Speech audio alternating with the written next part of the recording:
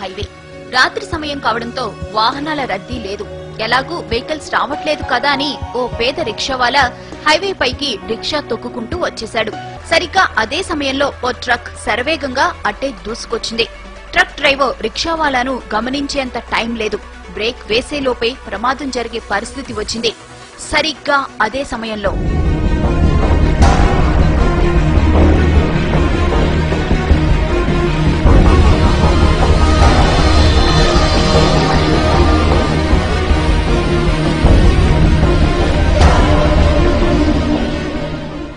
ఇది జరిగిన ఘటన. ట్రక్ డ్రైవర్ ఖచ్చితంగా ప్రమాదం జరిగిందని, తాను ఎవరినో గుద్దేశానని భావించి గబగబా ట్రక్ దిగి వచ్చాడు. అటు ఇటు అంతా చూశాడు. ఎక్కడా ఏమీ లేదు.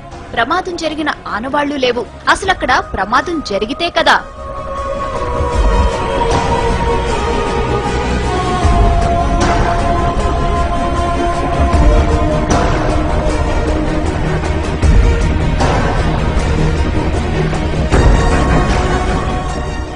రిక్షావాలాను రక్షించిన అదృశ్య శక్తి అతన్ని రోడ్డు పక్కన విడిచిపెట్టింది.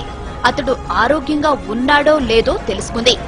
అతడు సరిగ్గానే ఉన్నాడని భావించి అక్కడి నుంచి మెల్లగా వెళ్లిపోయింది.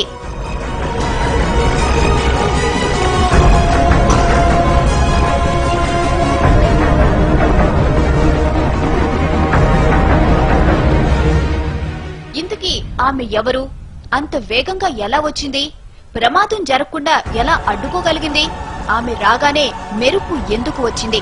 ఇలా ఎన్నో అనుమానాలు, ఎన్నో అంతు చిక్కని ప్రశ్నలు.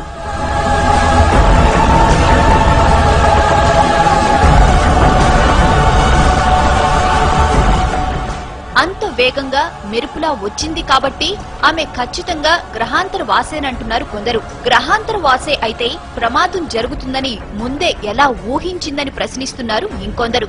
అసలు గ్రహాంతర వాసికి మనిషిని రక్షించాల్సిన అవసరం ఏముందంటున్నారు.